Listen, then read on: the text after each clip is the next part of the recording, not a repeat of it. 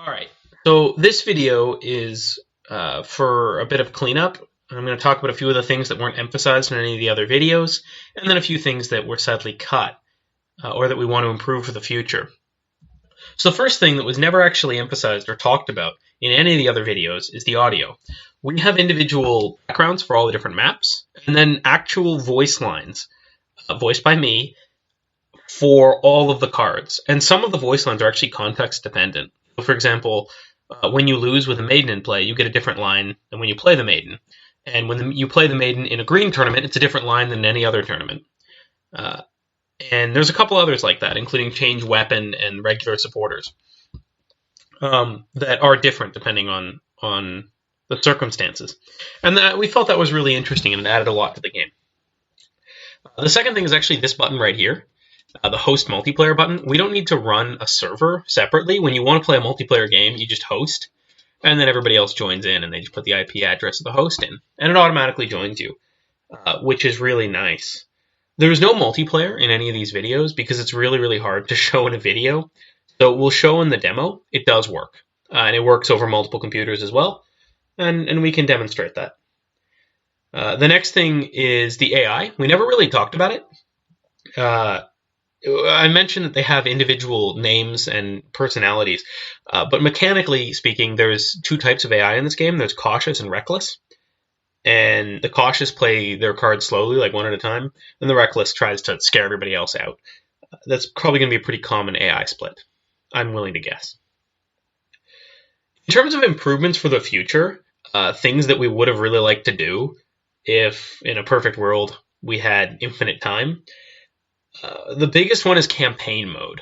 So this is the reason that real-time Ivanhoe was so easy for us to implement, because we'd already set up the basis for a different game mode with different rules. And that was campaign mode. And the initial idea that sparked campaign mode was the concept of a character, Prince Charming, who has no knights in his deck, but gets a maiden every turn, and can break the one maiden rule. And how would you beat that? And that was interesting. And so the idea behind campaign mode would be that you'd face a gauntlet of these individual boss battles of Ivanhoe tournaments, which would have been very interesting. You build a story around it, but that never happened, which is unfortunate and something we'd like to do in the future. The next one is improving the AI.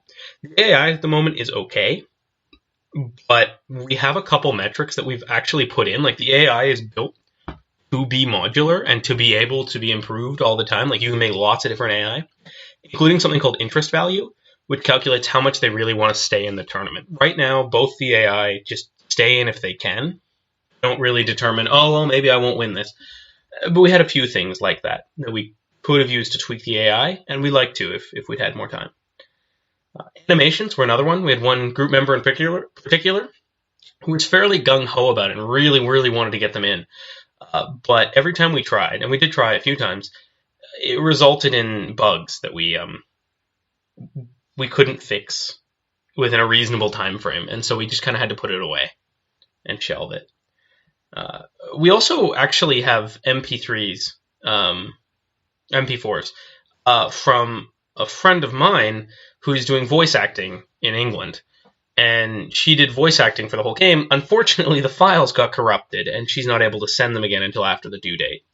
And so we're not going to have those. So we have my voice instead for all of them. So that would have been nice to put in. And then the last thing is just a general pass of bug fixes and polish. We're aware of a few bugs in the game that are known. And none of them are game-breaking, which is good, or at least most of them are game-breaking. But nonetheless, we want to be able to fix them and give it another layer of polish, but we don't really have the time. So that's kind of the overall game we've put together. This is the multiplayer online Ivanhoe. I'm amazed you've sat through all these videos. Thank you very much for listening to them. I really do appreciate it.